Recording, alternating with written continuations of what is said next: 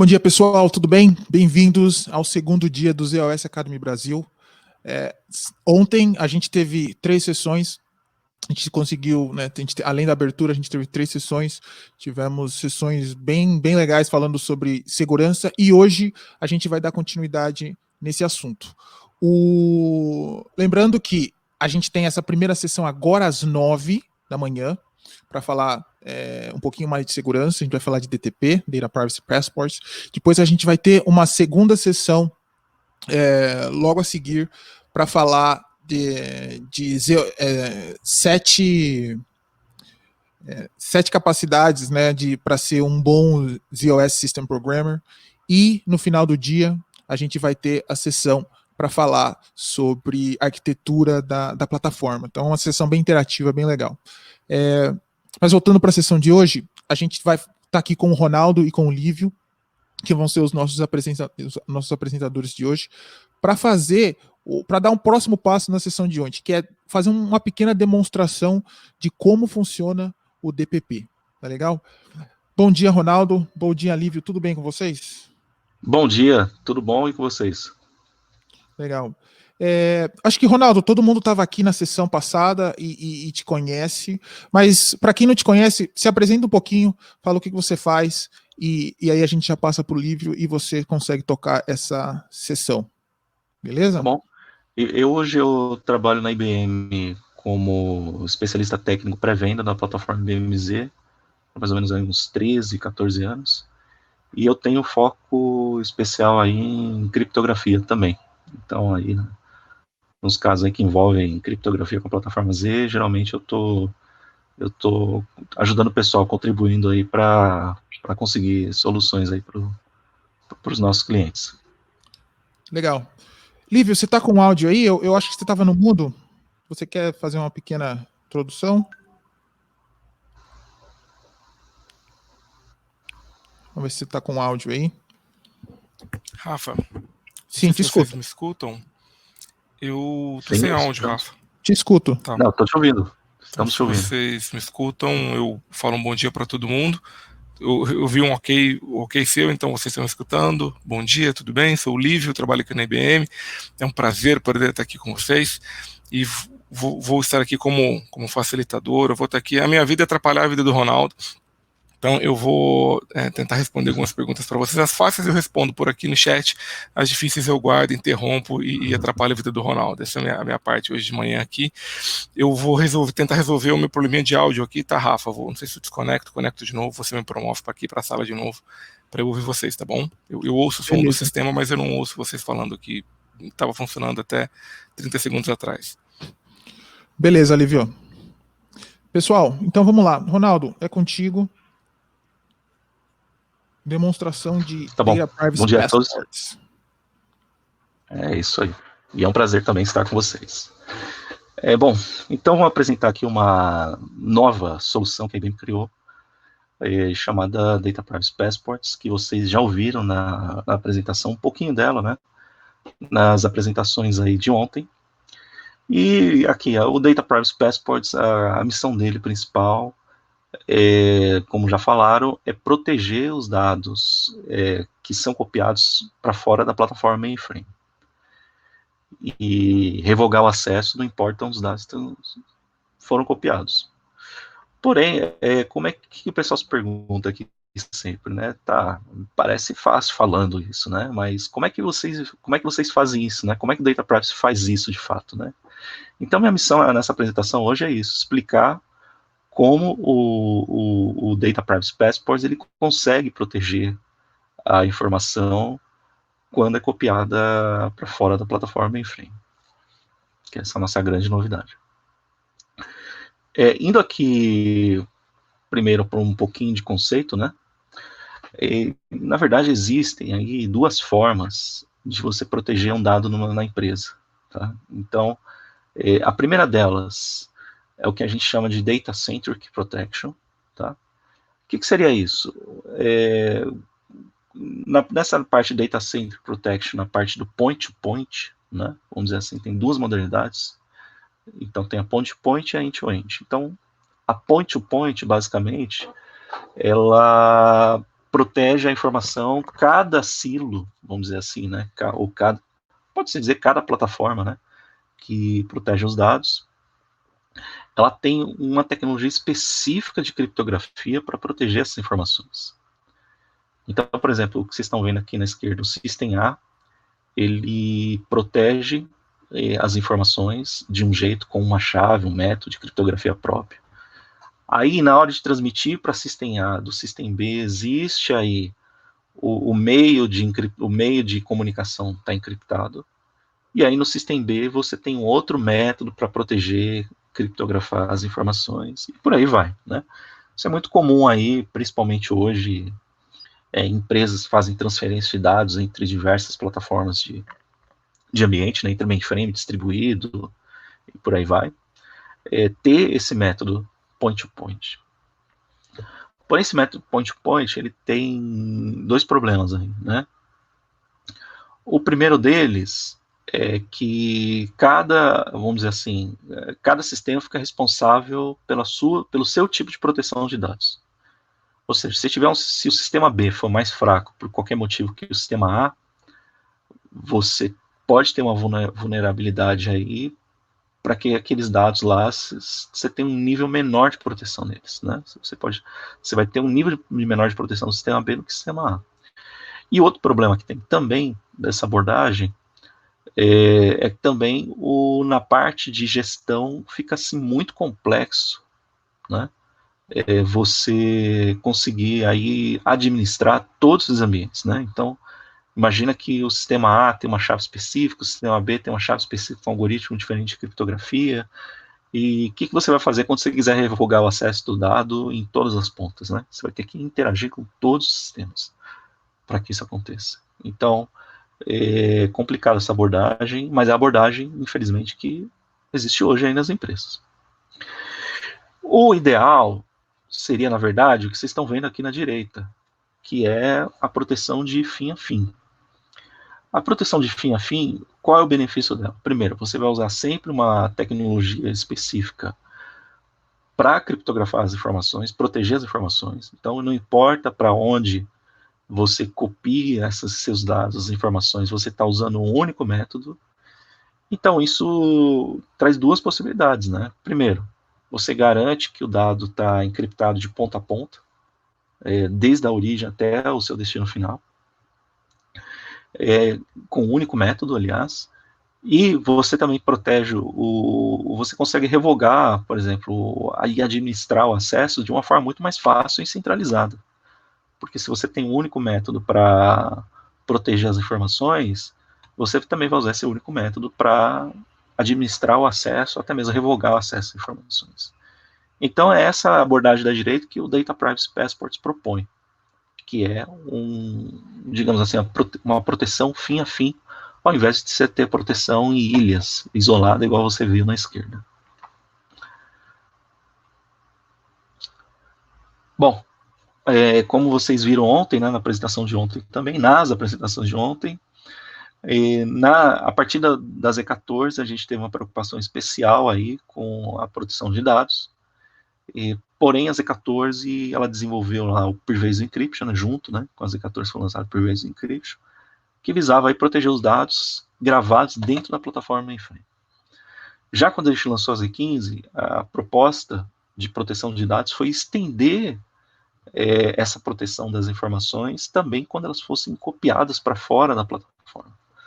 Então é basicamente isso aqui que nós temos aqui. Então, além de proteção, também temos agora a privacidade, ou seja, os dados só vão ser protegidos e somente vão ser acessados por aqueles que copiarem os dados para fora. E também nós temos a possibilidade de auditar o acesso dos dados aí que forem copiados para fora da plataforma.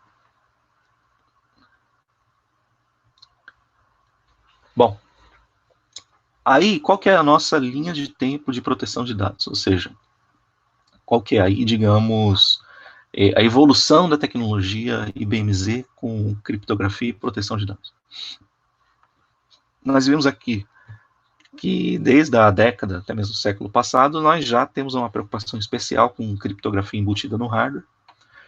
para, ao mesmo tempo, proteger as informações e não prejudicar a performance, né? Que é o hardware de criptografia integrado no Z. Então, a gente já tem isso há muito tempo, e a gente continua tendo lá o hardware que vocês viram nas últimas apresentações, que são o CPAC-F, que é um coprocessador de criptografia embutido no processador principal, em cada processador principal do IBM Z, e tem também a CryptoExpress, que é a placa de criptografia responsável por armazenar chaves seguras. Então, nós temos aí esse tipo de hardware, né, já há um bom tempo na tecnologia IBM Z. E aí, indo aqui para a direita, nós lançamos também outros níveis de proteção de informações, como o storage encriptado, né, com discos criptografados, para evitar que volumes, disco físico mesmo, sejam lidos em outro lugar e assim, se possa roubar extrair qualquer tipo de informação confidencial dali, né?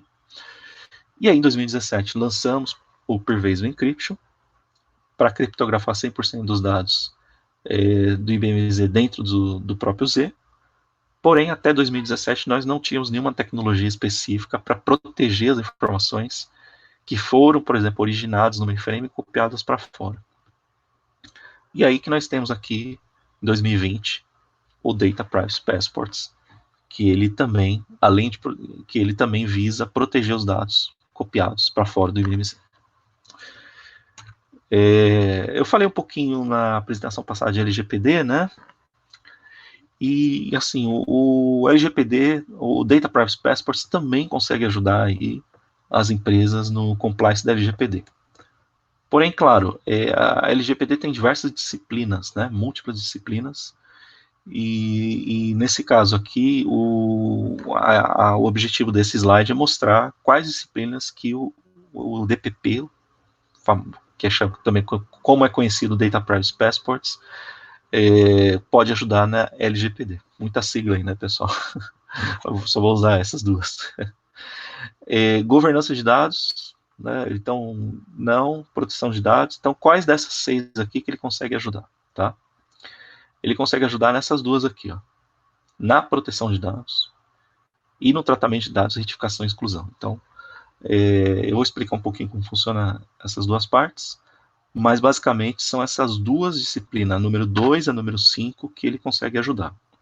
Nas outras disciplinas, óbvio, teria que ter outras soluções aí da IBM, ou até mesmo de outros, para conseguir proteger. Então, a LGPD é multidisciplinar e o DPP consegue ajudar nesses 2 pontos aqui.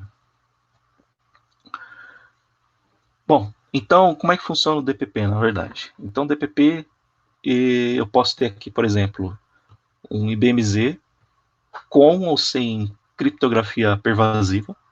Então, eu não necessariamente preciso ter criptografia pervasiva para implementar o DPP, tá? Isso é muito importante. Então, se ainda a empresa não implementou a criptografia pervasiva, porém quer proteger os dados são copiados do mainframe para fora do mainframe, já pode usar DPP sem nenhuma dependência com o Pervasive Encryption.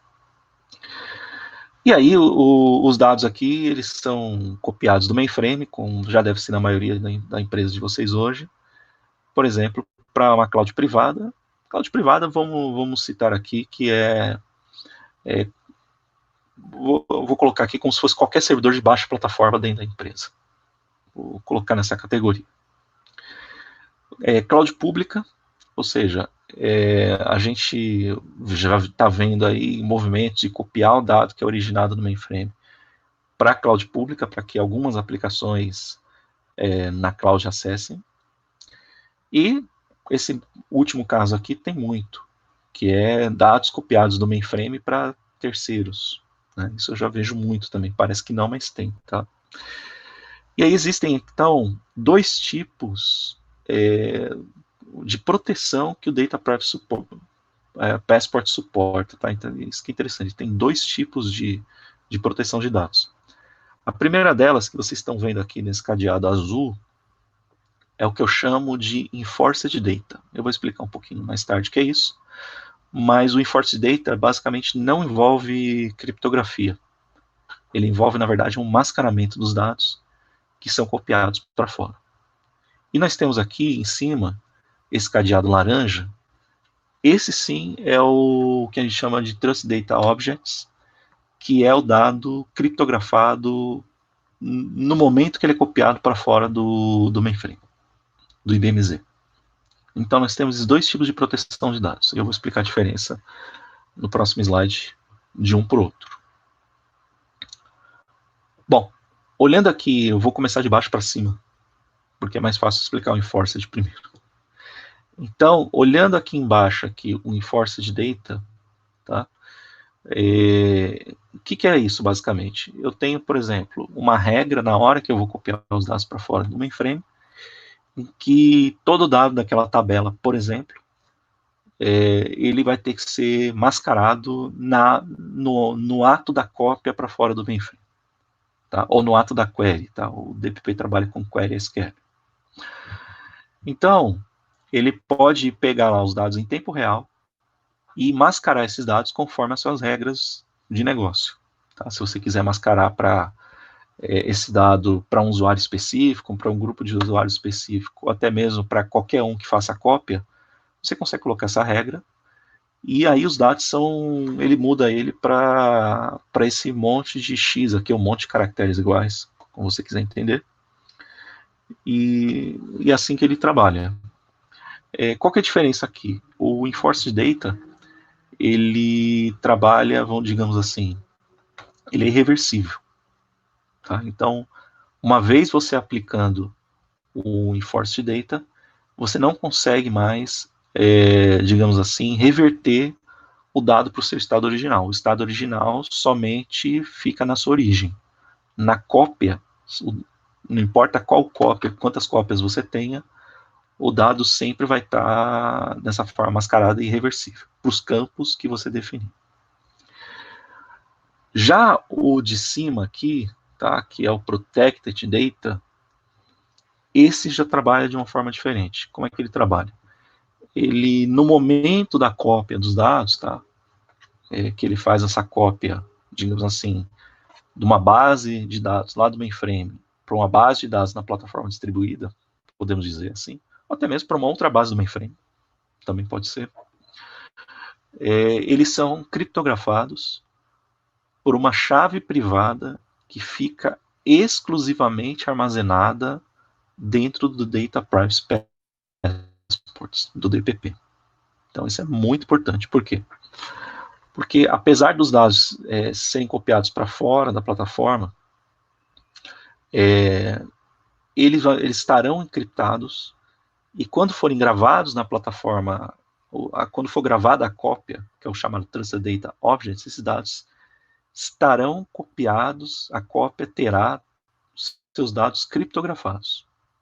Isso é importante. E não importa para onde essa cópia seja transmitida, copiada de novo, enviada, os dados sempre estarão criptografados. Ponto importante para você desencriptar as informações, você ler as informações, você precisa recorrer à chave de criptografia, que por sua vez está dentro do DPP. Então é assim que o DPP trabalha. Aí eu vou falar para vocês nos próximos slides como que o DPP atua aí para desencriptar as informações e usar essa chave privada que está só nele para decifrar as informações para quem solicitar.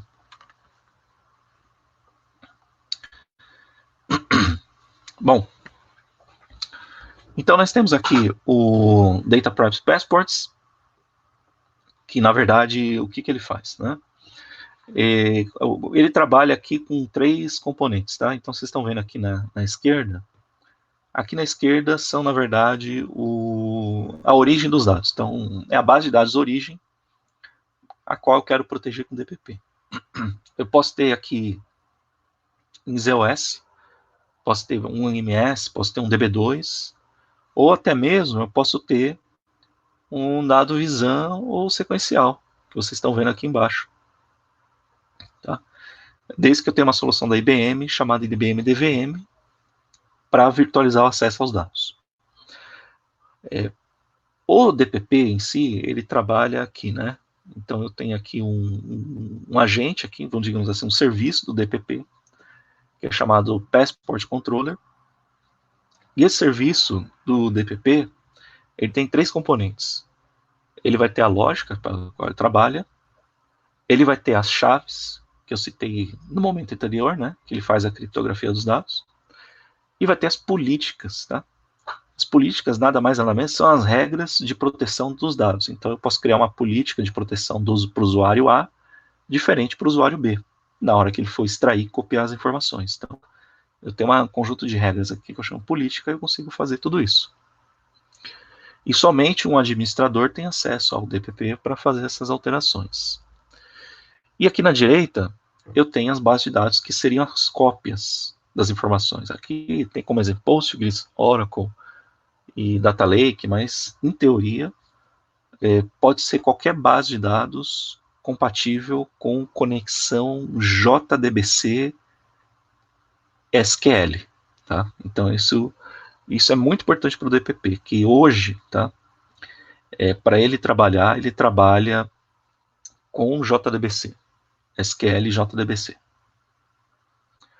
Então, em teoria, se eu tiver qualquer base de dados que trabalha com padrão SQL e JDBC, eu consigo tanto proteger essa base, como também eu consigo gerar a cópia dessas bases. E aí, vocês viram que o ponto importante Ronaldo, você não precisa então de estar no ZOS? Não necessariamente, tá? Porque os dados fonte, como eles podem ser acessados via SQL, eles também, em teoria, podem também ser oriundos de outras plataformas, de outros tipos de bases de dados. Então, o DPP ele consegue proteger não só as informações do ZOS mainframe, como também, em teoria, consegue proteger bases de dados de plataforma distribuída também, como, por exemplo, Linux em Z, ou até mesmo outras plataformas, aí, como x86, etc. E aí vocês vão perguntar, tá bom, Ronaldo, onde que roda o DPP, né? O DPP, ele roda numa partição separada, tá? Ele não roda dentro do ZOS. Ele roda dentro de uma partição que eu chamo de Secure Service Container.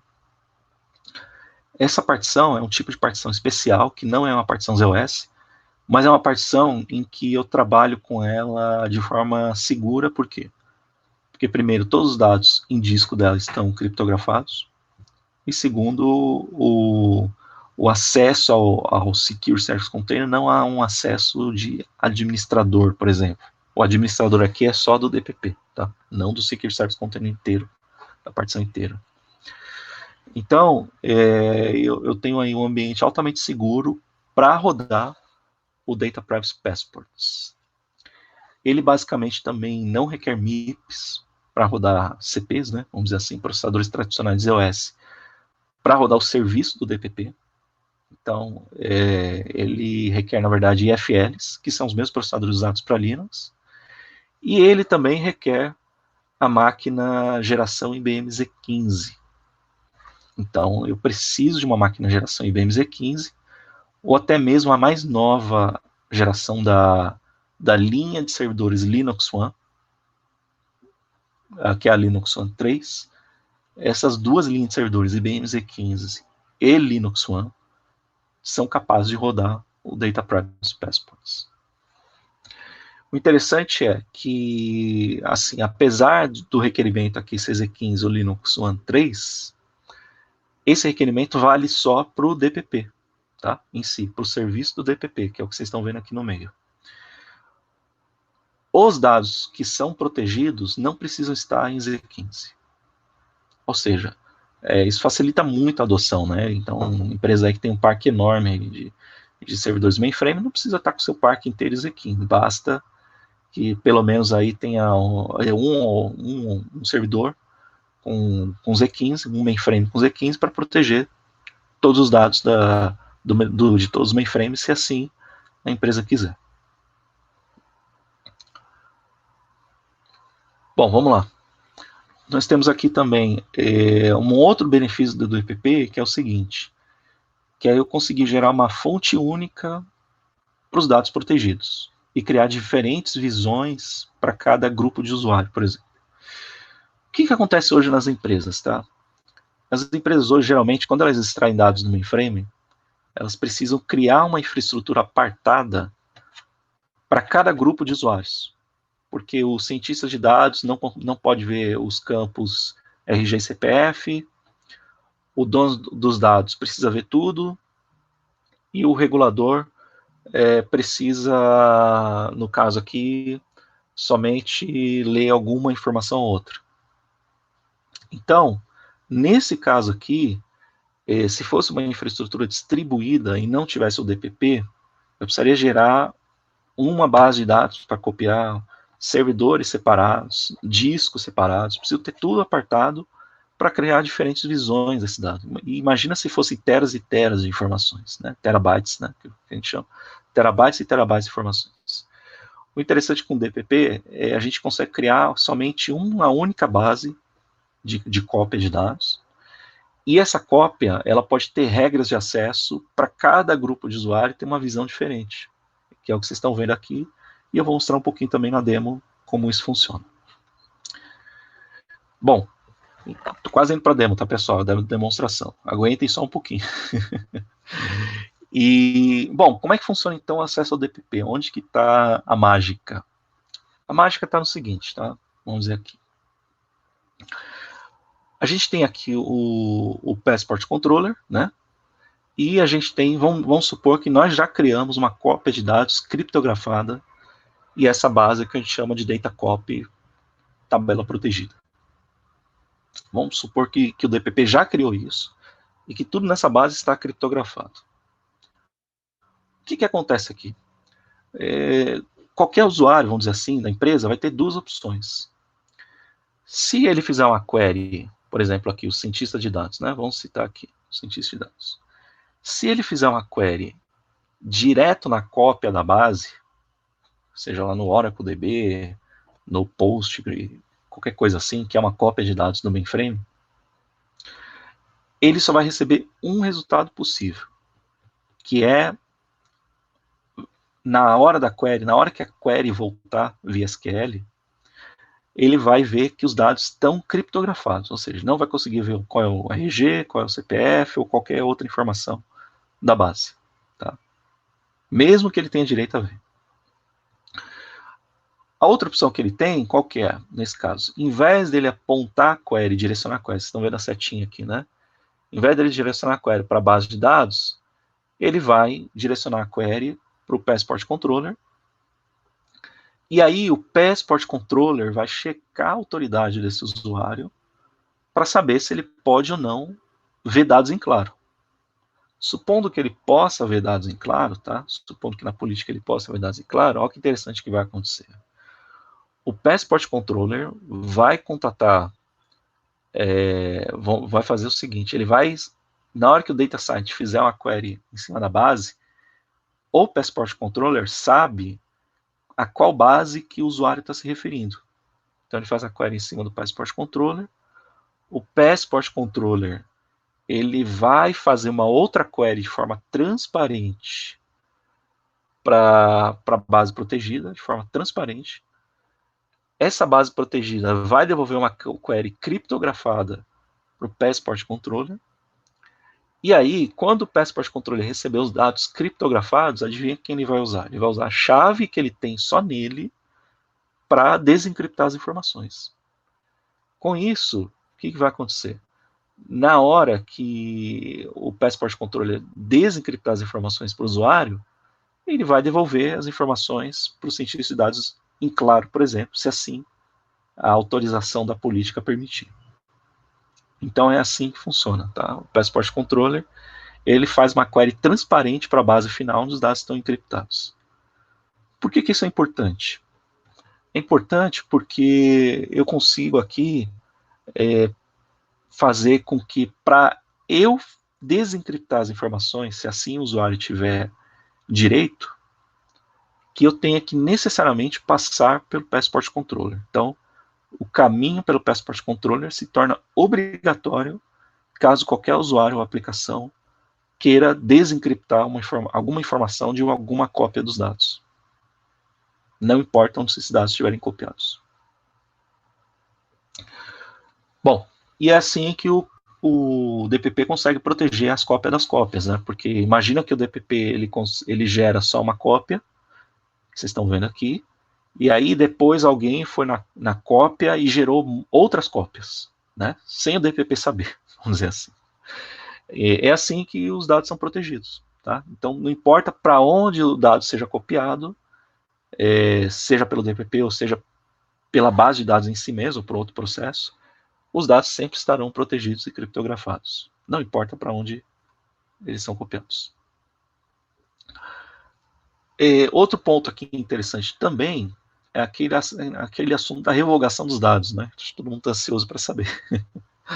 Como é que funciona basicamente? Então, eu imagino que cada cópia de dados eu possa usar uma chave diferente de criptografia para gerar cada cópia. Então, a cópia do mês passado eu uso uma chave, a cópia desse mês eu uso outra chave, por exemplo. O que é interessante aqui? Se um dia, por acaso, eu quiser revogar o acesso aos dados da cópia 1, que opções que eu tenho? Primeiro, eu posso mexer na política do DPP para permitir que determinado usuário não tenha mais acesso ao dado. Ou seja, ele não vai conseguir mais desencriptar as informações. E a outra opção que eu tenho aqui interessante também eu consigo tomar uma medida mais radical, se eu quiser que ninguém mais acesse, que é apagar a chave que encriptou os dados da cópia. Ou seja, eu consigo fazer com que o usuário não tenha mais nenhum acesso, zero acesso, ou nenhum usuário tem acesso àquela cópia nunca mais. Então eu consigo deletar a chave e com isso eu revogo o acesso, não importa para onde esse dado tenha sido copiado. Porque toda vez que alguém tentar abrir esses dados com o DPP, o que vai acontecer? O DPP fala, ó, não tem mais chave e não vou abrir mais informação para você.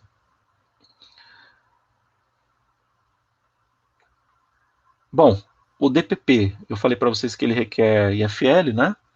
Então, basicamente, ele requer aí o Z15 Linux One 3 e ele requer também um outro componente que vai dentro do Secure Service Container, tá? Que é o HyperProtect Virtual Servers.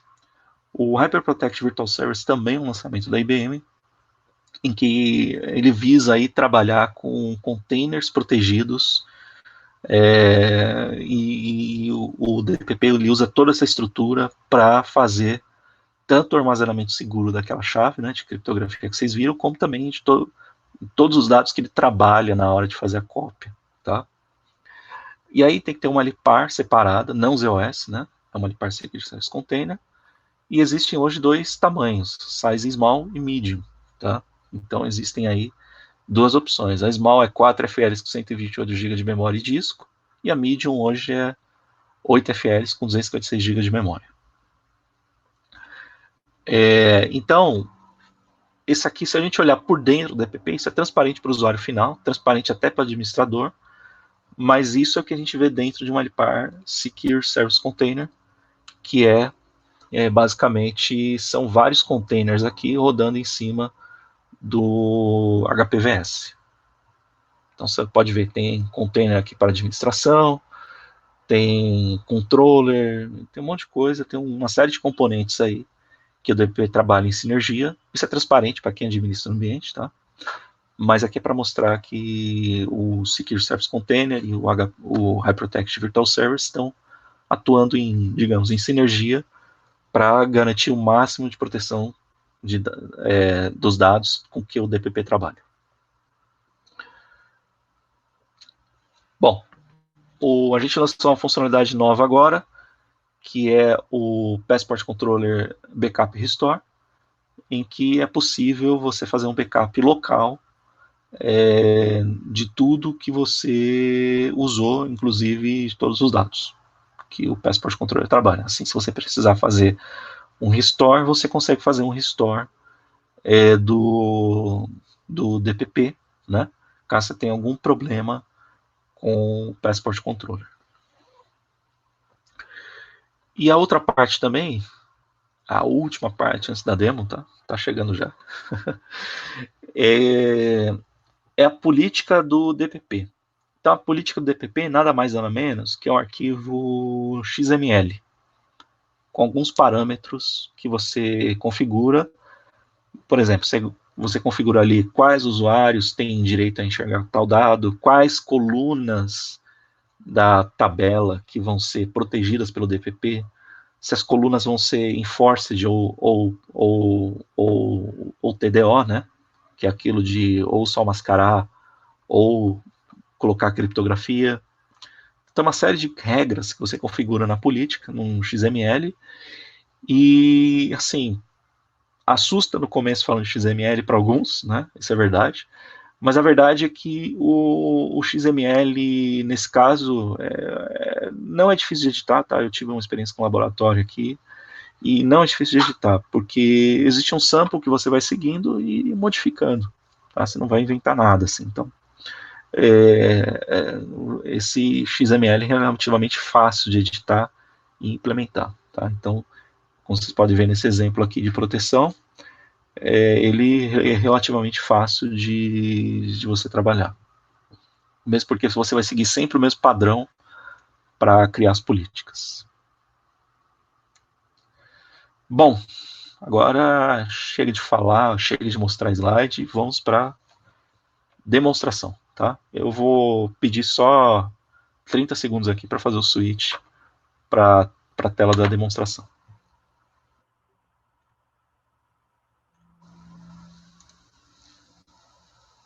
Só um minutinho.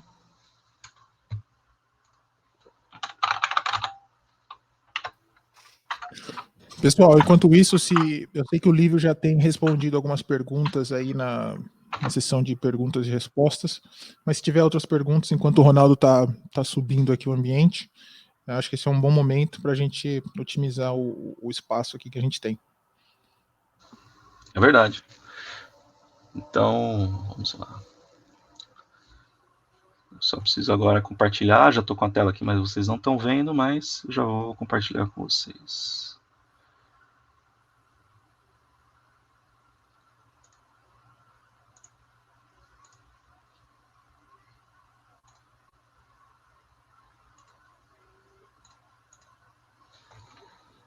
Ô, Rafael, eu não estou conseguindo ver aquele ícone, sabe? Deixa eu clicar aqui. Tem alguma outra forma de compartilhar que geralmente aparece um ícone na tela onde você aparece. Ah, agora apareceu. Essa é a minha câmera. Quando não estava aparecendo, não estava aparecendo. Obrigado. Vamos lá. Prontinho.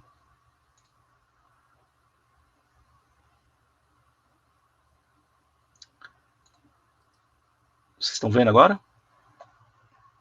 Pode confirmar para mim, Rafael? A gente está vendo o seu browser. Um browser chamado IBM Data Privacy Passport. Ótimo, legal. Essa é a demonstração. Então vamos lá. Então estamos na tela correta.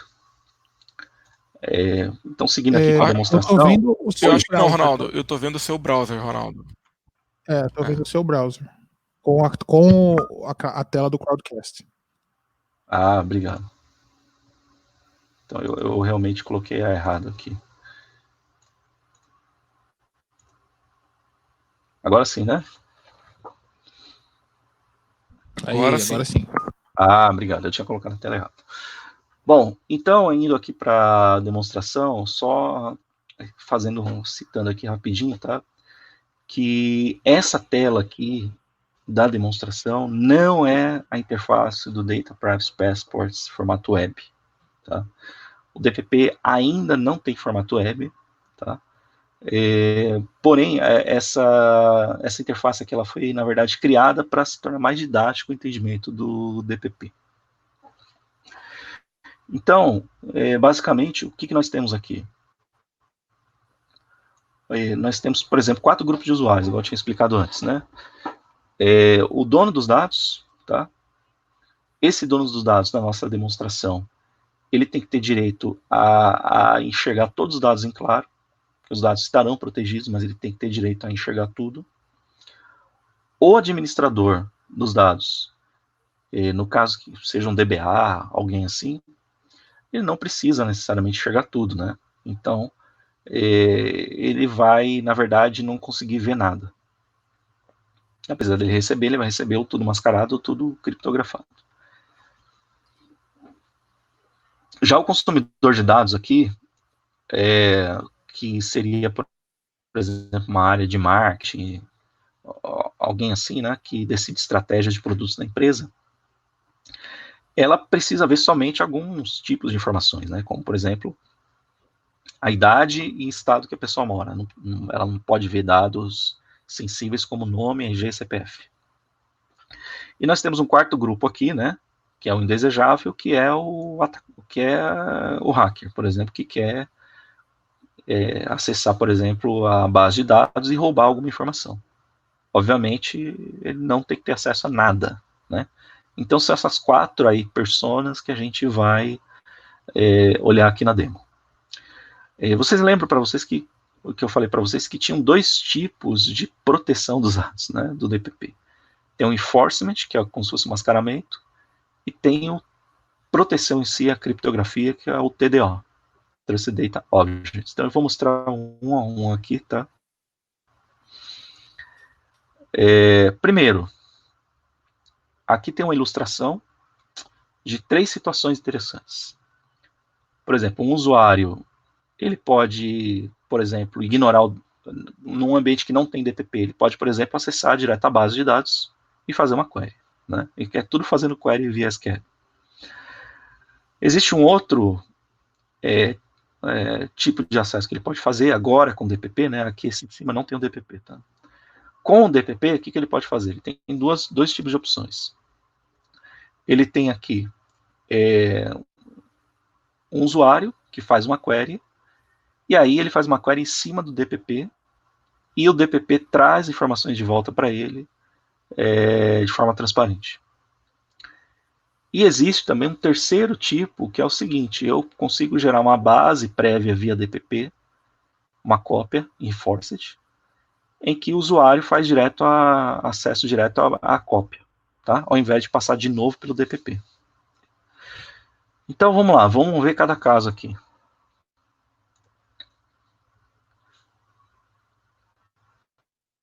Então, ó, cada caso aqui, como é que funciona? Então, se o usuário acessar a base direto, ele vai conseguir ler tudo, né? Mas não é isso que a gente quer. Você pode ver embaixo aqui o resultado da query, que está tudo em claro. Não é isso que a gente quer. A gente quer, na verdade, proteger as informações via DPP, né? Então, por exemplo, se a gente fizer um acesso aqui, lembra daquela primeira pessoa, vamos acessar aqui o administrador do sistema. Então, por exemplo, que é o administrador do banco de dados. O administrador do banco de dados, em teoria, ele não pode ver nada. Então, a regra dele diz, o que aconteceu aqui? Né? Você pode ver que está tudo mascarado. Ele não conseguiu ver nada. Então, ó, número de RG, gênero, nome, idade, nada disso o administrador consegue ver. Como é que foi feito essa query aqui? Tá? Foi feito dessa segunda maneira aqui, ó, em que o usuário fez a query via DPP, o DPP fez uma query transparente para a fonte de dados, aí a fonte de dados devolveu a query para o DPP em claro, vamos dizer assim, e aí o DPP viu que aquele usuário não tinha autorização e aplicou o enforced para trazer de volta. Então, foi assim que funcionou. E vai ser assim com todos os outros usuários que eu clicar aqui, tá? Então, por exemplo, aquele data consumer, ele tem regras diferentes do DPP, né? Então, o que ele está fazendo? O data consumer está consultando o DPP e aí voltou o resultado para o usuário. Você pode ver que quando isso é feito, o DPP permitiu, né, esse usuário que é o consumidor, área de marketing, por exemplo, enxergar qual é o gênero, idade e estado que o usuário mora, por exemplo.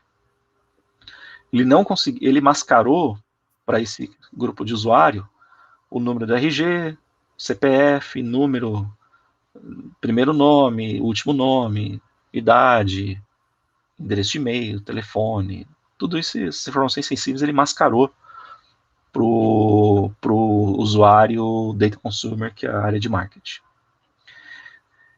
Porém, se o dono dos dados tem direito a enxergar tudo, quando ele fizer uma query, mesmo via DPP, o DPP vai devolver todas as informações para ele, como vocês podem ver aqui embaixo. Então, o dono dos dados consegue ver tudo. Né? Então, aquele que tem direito a ver tudo, consegue chegar número de CPF, RG, gênero, nome, por aí vai. Tá? E aí, por fim, eu tenho o desconhecido, né? O usuário desconhecido, que ele não tem que ter direito a ver nada. Então, ele recebe um erro na tela ali, falando que não pode ver nada. E eu tenho a outra opção também, que é o seguinte: se eu quiser gerar uma cópia prévia via DPP de uma base inteira ou de uma parte da base, eu consigo também via o que eu chamo de Persistent Enforcement. O que é isso? Eu não quero que toda hora um usuário faça query em cima do DPP. Em vez disso, eu quero que ele faça query em cima da cópia. Então, o resultado que a gente vai receber é esse que vocês estão vendo aqui embaixo. Tá? Tudo mascarado. Só que aí não vai importar quem fizer a query, vai receber os dados mascarados. Proteção de dados. Proteção de dados. Então, passando aqui a parte do enforcement, a proteção de dados tem dois caminhos para eu trabalhar. Né? O primeiro caminho deles, qual que é aqui? Eu tenho o DPP, ele, através de uma política, ele gera uma cópia dos dados, que eu chamo de Trusted Data Object. Okay? O que é o Trusted Data Object? É o seguinte: no momento da aplicação da política via DPP, ele vai pegar, ele vai ler os dados da fonte lá, por exemplo, do ZOS, né, um DB2 ZOS, por exemplo, e aí ele vai trazer esses dados para o DPP, vai encriptar essas informações e vai gravar numa cópia. Ou seja, o Trusted Data Object supõe-se que todas as informações dele estejam criptografadas. E esse Trusted Data Object nada mais nada menos que uma cópia das informações, que pode estar numa base de dados ZOS separada, numa base de dados DB2 ZOS, ou pode estar também numa cópia na plataforma distribuída, com Postgre, Oracle, e por aí vai. O que vai acontecer aqui? Toda vez que um usuário quiser ler essa base, ele vai ter duas opções. A primeira delas é: qualquer usuário pode acessar direto a base. Né? E aí, o que vai acontecer se ele acessar direto a base? Vocês vão ver agora. Então, não importa qual usuário vai acessar a base, lembra? Eu falei que o TDO, né? Todo mundo que acessa o TDO vai ter os dados criptografados. Então, vocês estão vendo aqui, ó, que no número de RG, vamos dizer assim, na coluna número de RG, eu vou marcar aqui, não sei se vai facilitar ou dificultar, mas você pode ver que tem uma string, tá? Famosa string. Por quê? Essa string nada mais nada menos é a criptografia dos dados. Então, os dados aqui eles estão encriptados pelo DPP e é assim que eles ficam na base e é assim que eles ficam, não importa para onde eles sejam copiados. Se eu quiser ler esses dados aqui, eu só tenho uma opção, que é que é acessar via query, via DPP, para que o DPP faça a descriptografia, vamos dizer assim, dos dados. Okay? Então, por exemplo, vamos dizer que o dono dos dados, que realmente tem direito a ler tudo, ele queira que o DPP descriptografe tudo para ele, ou decifre tudo para ele. Então, o Data Owner fez uma query para o DPP foi no TDO, o TDO mandou os dados para ele, e aí depois o DPP decifrou os dados com a chave interna do DPP para o usuário final. E aí o resultado que a gente tem é esse, né? Esse que vocês estão vendo aqui embaixo. Então, como vocês podem ver aqui embaixo, todos os dados estão decifrados. O administrador de dados, ele só pode ver os dados mascarados, né? Então, o que ele vai fazer? O DPP tem uma política para decifrar as informações internamente e depois aplicar uma máscara que vocês viram lá atrás, que é o Protected e tem Enforced, né? Ou seja, o DPP ele pode trabalhar com a combinação dos dois. de TDO e Enforced. E aí o que vocês estão vendo é isso, né? O DPP decifrou os dados, mas antes de mandar para o usuário final, ele aplicou uma máscara. E aí e por aí vai. O consumidor de dados vai ter o mesmo resultado, tá? que ele. Então ele vai aplicar uma máscara, ele vai decifrar os dados e depois vai aplicar uma máscara, deixando aí o usuário do marketing somente enxergar os dados a qual interessa, né? E então vocês estão vendo aqui, tá? Então vocês veem que questão de RG, primeiro nome, último nome foi mascarado, mas questões mais genéricas, informações mais genéricas como gênero, idade, isso está em claro para o consumidor. E por fim, o usuário desconhecido que queira roubar informações via DPP não vai conseguir porque vai receber um erro. Lembra que eu falei de auditoria? O DPP também ele armazena uma log de auditoria, tá? Aqui não vai dar para enxergar, mas são todos esses acessos que a gente fez, estão registrados aqui para auditoria futura. Outra coisa interessante também que a gente consegue fazer aqui, a gente criou aqui um registro de eventos, tá? Utilizando uma ferramenta open source, para pegar aqueles logs e colocar de uma forma mais amigável, né? Apesar de não ser parte do DPP isso, a gente fez isso. Então, aqui, por exemplo, fez uma log de quantos acessos com sucesso foram feitos e por aí vai. Tá? Então, quais queries tiveram sucesso, quais tiveram erro, comandos que foram executados por horário, tudo isso é possível também colocar numa log junto aí. E é isso, pessoal. Ronaldo, Oi, diga. Uma pergunta boa aqui que vale um comentário como é que fica a questão da inserção de novos dados, tá? Como é que funcionaria esse modelo? Aqui do Fábio. Inserção de novos dados, boa. Então, atualização. Atualização, você está falando aqui na base aqui, deixa eu colocar aqui. Isso, eu tenho já isso pronto, funcional, mas eu quero fazer um commit, uma atualização, um dado novo, como é que isso vai funcionar, entendeu? Tá, tem duas formas, assim. O Trust Data Objects, ele é uma cópia estática, tá? Não é dinâmica. Ou seja, você grava os dados, gera cópia até aquele ponto. O Trust Data Objects, ele não pode ser atualizado. Então, você tem que gerar uma nova cópia se você quiser gerar dados mais atuais. E você consegue fazer isso através da reaplicação da política do DPP. Então, você tem que reaplicar a política para que ele gere uma nova cópia e aí você tenha dados atualizados.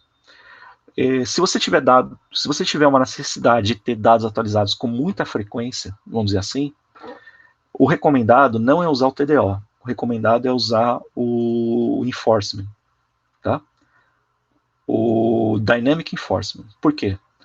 Porque o Dynamic Enforce, esse sim trabalha com dado V0, né, que a gente chama, ou seja, com dado que ele vai ser, todo dado que você vê, que você extrair via Enforcement, ele vai ser atualizado, ele é o último dado, ele é o dado atualizado, porque ele sempre lê da base final antes de aplicar o Enforcement. Tá, vou mandar mais duas aqui rapidinho que o tempo tá curto. Tá bom. Tá, a primeira é uma pergunta boa aqui, que ela leva a um conceito que você vai explicar. Pergunta do Nelson. Se eu transmitir a cópia de um lado criptografado via DPP local para um cliente, se o mesmo tiver um DPP com a mesma chave, ele consegue ler o dado? Ele não vai ter a mesma chave. Posso dizer isso, porque as chaves não são exportáveis. Então, a chave é gerada dentro do DPP e ela fica dentro do DPP. E nunca sai, ela tem a conformidade ali de FIPS, né, do HSM, que o Security Service Container traz para que ninguém nunca tenha acesso a essa chave. Isso mesmo. E a última aqui, que também é uma pergunta boa, veio do Jarbas, né? Você tem os dados sendo acessados sem estarem criptografados e são acessados levando 1 milissegundo. Após encriptados, como fica o acesso? Continua performático? Tenho receio dessas novas tecnologias em um acesso elevado com milhões de transações e acessos simultâneos, que é o caso de um banco, por exemplo. A pergunta sempre depende. Tá? Depende do seu número de acessos simultâneos e também depende dos recursos que você tem dentro do DPP para processar as queries o mais rápido possível. Mas é fato que se você depende do DPP para decifrar uma informação para você, você realmente vai consumir um tempo a mais para isso. Tá? Mas Se é muito, se é pouco, depende da complexidade da query, depende do tamanho do ambiente, depende de uma série de fatores.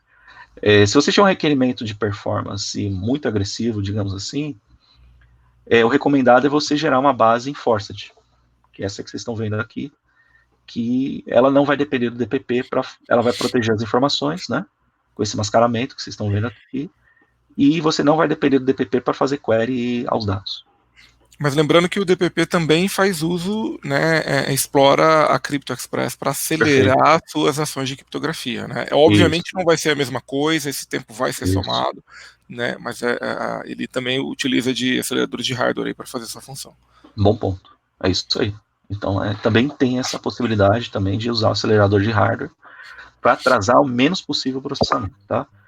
Dependendo do tipo de query que for feito, praticamente não atrasa mesmo, é imperceptível. Agora, dependendo do volume, etc., pode ser sim que tenha atraso, aí tem que pensar em algumas outras estratégias, como, por exemplo, o Enforced Data, se você não quiser piorar a qualidade do serviço, vamos dizer assim.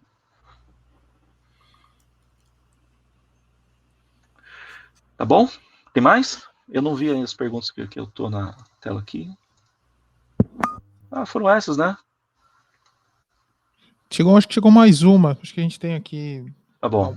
uma saideira que é sobre o ambiente DR. No caso de um ambiente DR, os dados vão ter que ser decodificados e codificados novamente, visto que o ambiente não compartilham chaves, ou melhor, usar outra solução. Não, aí você vai usar a facilidade do Backup Restore, que é você fazer o backup do DPP inteiro e restaurar o DPP inteiro, tá? Então, isso você pode fazer. Né? Então, você pode fazer o backup do DPP inteiro, com todas as chaves que ele tem, e restaurar do outro lado. E no ambiente de DR também, eu estou supondo que os discos não são replicados, né? Para falar do Backup Restore. No caso, se os seus discos, seus volumes forem replicados via storage, aí você também já resolveu o problema, você não precisa fazer o backup restore. Por quê? Porque os volumes da produção, digamos assim, que armazena as chaves do DPP, eles são replicados para o site do DR. E com isso você consegue subir o ambiente lá. Legal. Beleza, pessoal. Eu acho que a gente cobriu aqui, a gente está bem no tempo. Vamos encerrar aqui essa sessão. Perguntas que não foram possivelmente respondidas, a gente entra em contato posteriormente. No e-mail que a gente vai enviar, a gente tem também os contatos do Ronaldo, o contato do Lívio, sinto-se à vontade para entrar em contato com eles, para tirar dúvidas adicionais. Eu vou liberar aqui para vocês a pesquisa de feedback, tá? Vai aparecer aí embaixo, para que vocês possam avaliar essa sessão de agora. E, de novo, eu peço que vocês gastem um tempinho de vocês para dar o feedback dessa sessão, até para que a gente possa continuar essa conversa no nível mais profundo da próxima vez. Quero agradecer muito o Ronaldo por ter trazido esse conteúdo para a gente. Lívio, muito obrigado também por ter auxiliado. Aí eu sei que você ficou respondendo as perguntas, trouxe aí alguns complementos bastante interessantes. Obrigado pela participação de vocês, e eu sei que a gente vai se ver ainda ao longo da semana, e até a próxima. Obrigado, pessoal. Bom dia para vocês. E tem bastante conteúdo interessante aí para frente agora. Participem de todos. Valeu, pessoal. Bom dia. Bom dia. Até mais. Eu vou fazer o seguinte, pessoal. Antes de eu fechar realmente a sessão, eu quero conversar com vocês por 2 minutos sobre o laboratório. Então, no dia 13, a gente vai ter 2 laboratórios, uma na parte da manhã e outro na parte logo na sequência, né? Ambos na parte da manhã, mas um começando às 9 e outro começando às 10h30, tá? E esse laboratório, a gente tem um número limitado de pessoas. Então, para que vocês possam participar desse laboratório que vai ser focado, como a gente falou ontem, né, no início da abertura, esse laboratório vai ser focado nessa parte mais de analytics. Então, para quem tiver interesse em participar desse laboratório, eu vou compartilhar um link com vocês aqui no chat agora e eu vou compartilhar no final de todas as sessões para que vocês possam se inscrever, tá? E vou pegar o link aqui. Vou compartilhar aqui no chat agora.